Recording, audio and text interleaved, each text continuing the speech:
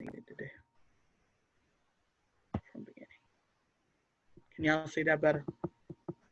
Okay.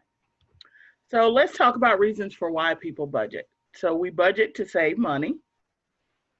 We budget because we want to accomplish our dreams, which home buying is one of them. It doesn't have to necessarily be one that is as big as home buying. We budget because we want to know where we're spending our money. We also budget because we want to learn how to make decisions about our finances in more informed ways.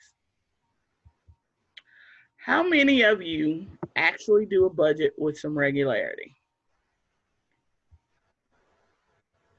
I want to see hands, honest hands.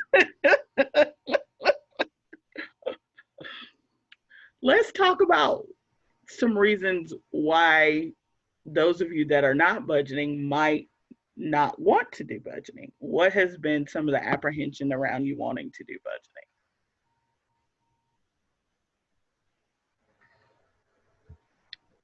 So I saw Naya shaking her head. So Naya, everybody else turned off their cameras. What has been some reasoning not to budget with regularity? You're on mute. I just never did.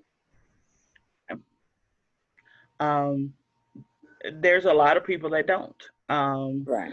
I was very surprised when I started working with home buyers, just how many of them really, how many people just really didn't have a grasp of what was coming in and what was going out. And so I always thought that was kind of interesting. And I always ask people why they don't budget, because I think it's important. So we're going to talk about some reasons why to budget and some ways to do it, and maybe some methods that might be good for some of us to use.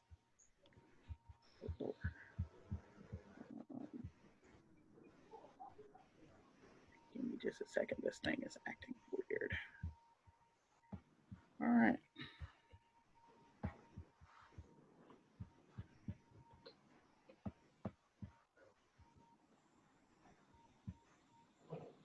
It doesn't want to move now.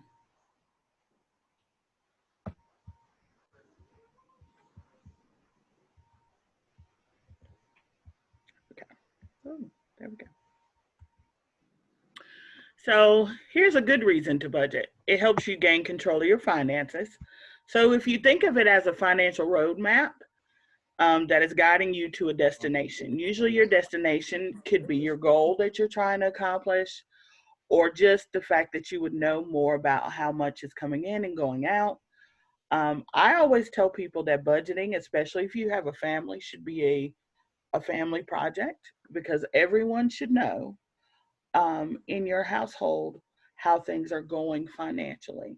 I think there's different levels of how you involve people, but it should be something that is openly talked about, especially if your goal is to buy a home. With home buyers that I've worked with before, we've had conversations about how to talk to your children about budgeting, and how to have them understand that there is a goal and this is how we're going to get to that goal.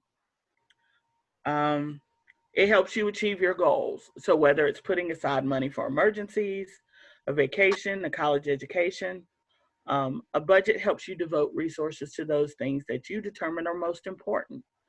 And having a plan will help promote your well-being and reduce stress. It keeps you honest. So documenting what you're purchasing allows you to know where your money is going. It allows you to stay accountable to your goals. And by keeping a budget, each dollar you spend is accounted for. That's a powerful incentive to stay true to your intentions.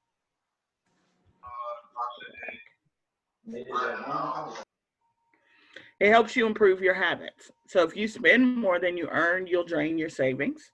You'll go into debt. And take on more debt. So by measuring how you spend your money, you'll know for sure whether you're headed for trouble, and you can probably take necessary steps to improve habits before that. And lastly, it helps you avoid debt and improve your credit. By truly understanding how much it costs to be you, you can make adjustments to stop living from paycheck to paycheck. You may be able to identify ways to get out of debt and stay out of debt. By paying your bills on time and not taking on too much debt, you will make the most important step towards building your good credit. So some ways to get started. So I will tell you a story of a way that I've worked with some of our home buyer families, which is kind of funny. So when they would come see me, because CEF has a savings a match savings where if you come and sit down and we do 8 financial coaching, you can save towards a goal and get a 15% match. That's our current savings goal. So the first thing we would always tackle is budgeting.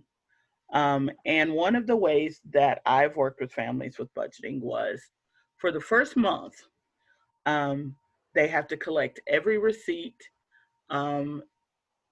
bills, everything that they've done in a month. I asked them not to change their habits, and at first that was a weird request to people. Why not change? I know I'm doing stuff, but if you don't fully know what you're doing ahead of time, you don't know what to change. So I always tell them the first month, don't change anything, just collect the receipts. Well, that usually gets them pretty quickly, because when they have to bring those receipts, which usually are in a shoebox, and they realize how much they've been spending, that's usually a reality check for a lot of people. I know it gets hard, especially for Duke employees, because y'all got that swipe thing that y'all can do. And that gets a lot of people in trouble. And so when people actually have to see what they're spending throughout the month, that usually is a reality check of when people are like, okay, I need to change some habits.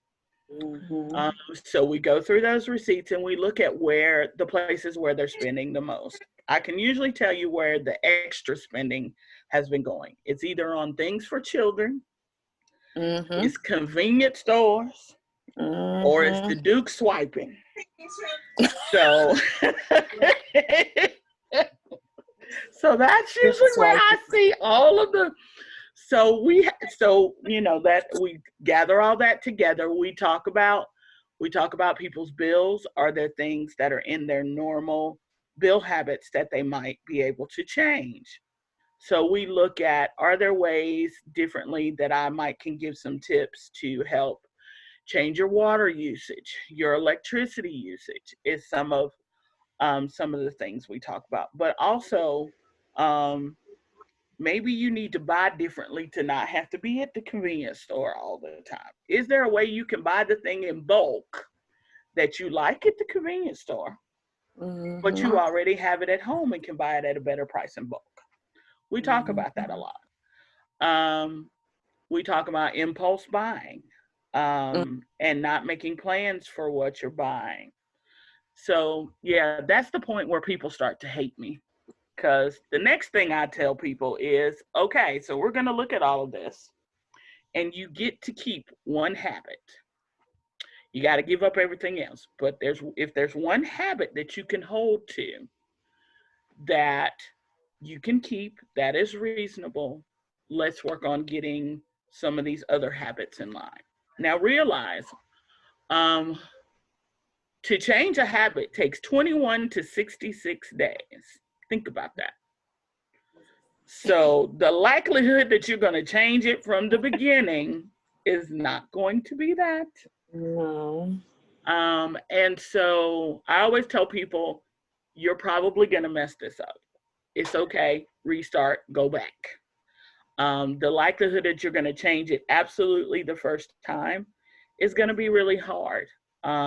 You know, we as people, we like to comfort ourselves, and we like quick things. And so breaking some of that habit takes a little time. I try to find out what method people would like to use to budget.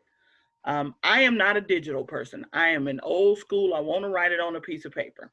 I think it does something to change my brain if I write it on a piece of paper. Okay. So I will show you some ways of and some things that I will send to you guys later, of some ways of budgeting on paper. Some people like digital. So there is apps like Mint that will update automatically and do those kind of things for you. You can connect them to your bank account and they can draw, especially if you're a person that uses a debit card pretty often. They can draw that information. I would not be a person that would use that. So that has not been what I use. I'm an old school. I write everything on paper. I got calendars. I got all of those things. So you have to pick the method that you're going to stick to and is best for you.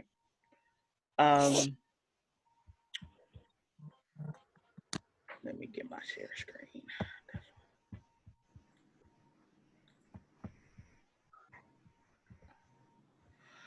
Make sure that you know make sure that you're counting on in this what income you have coming in a month. Make sure you are keeping up with what your bills are a month. I always recommend that people set a small goal to start with. If you've never set a goal to especially save for or to budget towards, start with something small. Start with something that you're not going to feel defeated, that and is attainable. And that's what she got up there, $20 to $50. So a couple of on paper things that and digital sort of. So SunTrust Truist has some budgeting tools. Their budgeting tools go from doing a basic budget to if you're budgeting towards a specific goal. So there's lots of different budgeting tools on their website. I also will send you, we also have let's see if I can find it. So this is the one that SunTrust does. And it has your savings goals, it has your debts, it has your living cost. It talks about paying yourself first. So making sure that you have a savings goal and make sure that you're paying that savings goal first. So that is one. And then let me stop the share and find the other one. Trying to see if I can find the one that we have. Well, I will send you the one that we have, but it's a pretty basic. It has all the categories to it, and you fill in the categories. One thing that I always recommend to people is make sure that you calendar your bills. So I have one of those big desk calendars where I calendar all of my bills. I have tried to get them lined up to the same times a month, because that was important since I'm a person that gets paid once a month. That makes it easier for me to do all of those at the same time. You're probably going to backside, so I wouldn't let that defeat you. Build a system of accountability and support. So that was something that when I was working with the home buyers, that having your family be a part of that, come back. Having your family help you be an accountability system is one thing. Even having trusted friends or people that like the Home Buyers Club, to help you have some level of accountability of, are you doing the things that you're saying you're doing towards your goal? Have a friend check in. How many times have you been to the convenience store this week? You might find that might be helpful for you to have that level of accountability. Another story I think I would like to talk about is, so I was working with one of our home buyers family who was a husband and wife. We came in and we talked through the budgeting.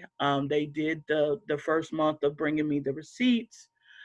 They each decided what their savings, what their one thing that they were going to keep, and they were going to work through how to adjust the other habits. So the thing she kept was she liked those fancy melting waxes.